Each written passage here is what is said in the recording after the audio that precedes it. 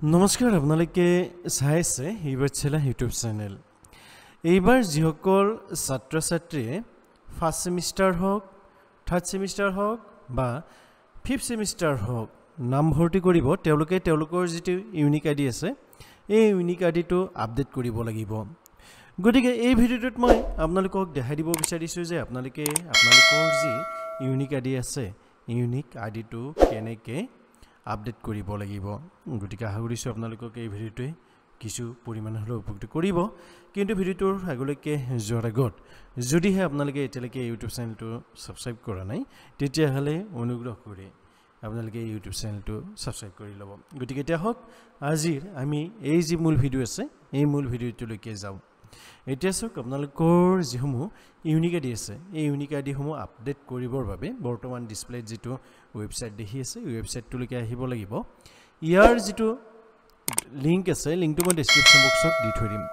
ইয়াৰ পিছত আপোনালোকে কি কৰিব লাগিব আপোনালোকৰ যিটো প্ৰফাইল আছে প্ৰফাইলটোত লগইন কৰিব লাগিব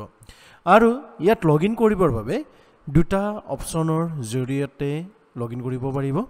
এটা হৈছে student login unique ID and date of birth অৰ্থাৎ আপোনালোকৰ যিটো ইউনিক আইডি আছে আৰু আপোনালোকৰ যিটো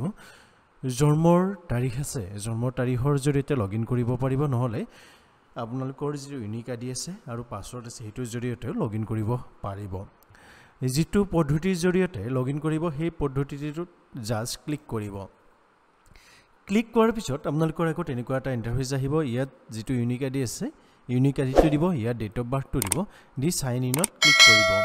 নহলে যদিহে আপোনালোকৰ যি পাছৱৰ্ড আছে পাছৱৰ্ডৰ জৰিয়তে লগইন কৰে তেতিয়াহলে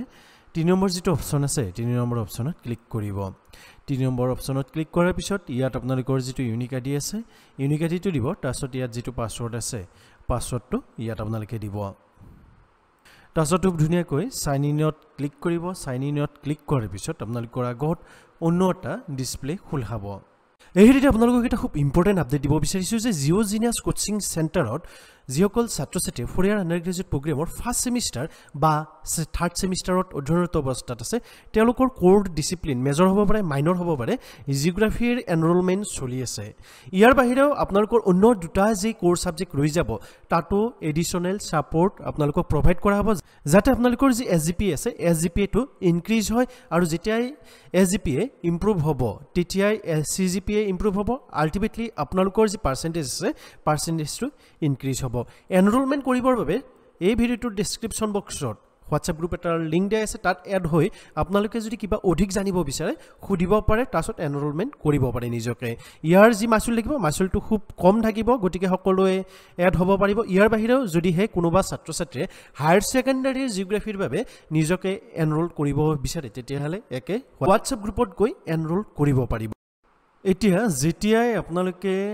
সাইন ইনত ক্লিক কৰিব এনেকুৱা এটা ইন্টাৰফেস আহিব হিয়াত personal information qualifying examination and admission bank account details এই তিনিটা অপচন পাব এই তিনিটা অপচনৰ ভিতৰত আপোনালোকে